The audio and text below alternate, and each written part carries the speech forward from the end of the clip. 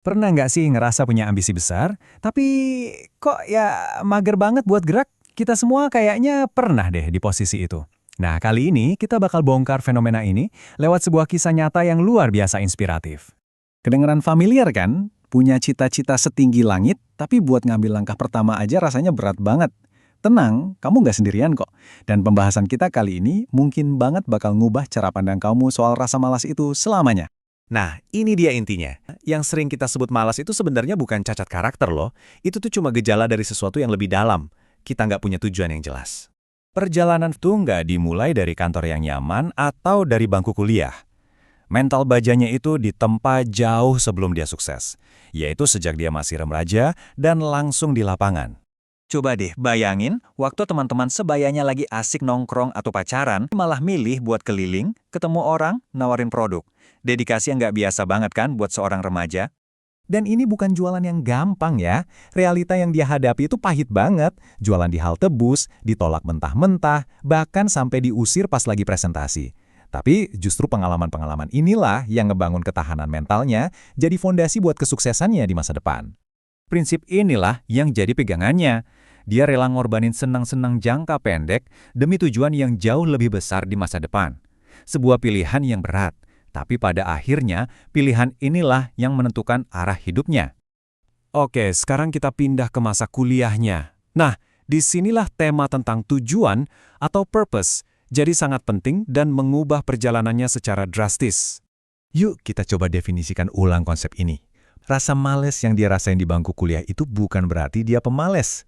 Itu tuh kayak sinyal, kayak alarm, yang ngasih tahu kalau dia nggak ngelihat tujuan yang jelas dari apa yang dia lakuin. Perbedaannya kelihatan jelas banget di sini. Di kampus, tanpa tujuan, dia ngerasa malas, sering bolos. Sebaliknya, di dunia bisnis, dengan tujuan yang kuat buat bantu keluarga, dia kerja tanpa kenal lelah. Hasilnya, ya, dia memang keluar dari kuliah. Tapi, dia berhasil ngebangun keahlian fundamental yang justru jadi bekal kesuksesannya.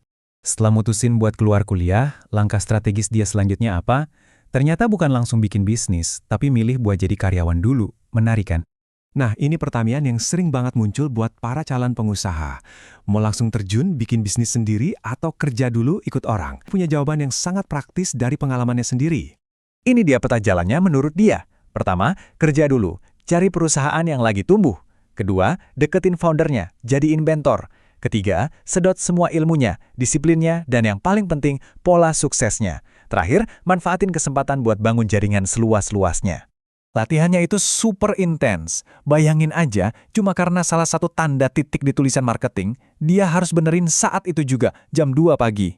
Ini nunjukin gimana dia dilatih buat super detail dan profesional. Sebuah pelajaran yang harganya nggak ternilai. Sekarang, kita lihat gimana perjalanannya berubah total pas dia mulai membagikan ilmu yang udah dia kumpulin dengan susah payah ke banyak orang. Ini kayak efek bola salju yang luar biasa. Semuanya dimulai pas lockdown COVID-19. Dia mulai bagi-bagi ilmunya gratis di YouTube. Ternyata banyak yang suka, audiensnya tumbuh pesat, dan dia jadi figur yang dipercaya. Saking percayanya, dia bisa dapat ratusan tawaran kolaborasi. Akhirnya, kebutuhan dari komunitas inilah yang jadi panggilan buat dia mendirikan usahanya sendiri. Jadi, dari semua kisah ini, apa sih pelajaran penting yang bisa kita ambil dan terapin di hidup kita? Yuk kita rangkum poin-poin utamanya. Pertama, kalau kamu merasa malas, jangan-jangan itu sinyal. Coba deh tanyain lagi ke diri sendiri, apa sih why atau tujuan kamu? Kedua, mental baja itu dibentuk dari tantangan di dunia nyata, bukan cuma dari teori. Ketiga, belajar dulu polanya dari mentor sebelum kamu lompat sendirian. Dan yang keempat, berbagi ilmu itu bakal ngebangun kepercayaan dan ngebuka banyak banget pintu kesempatan baru.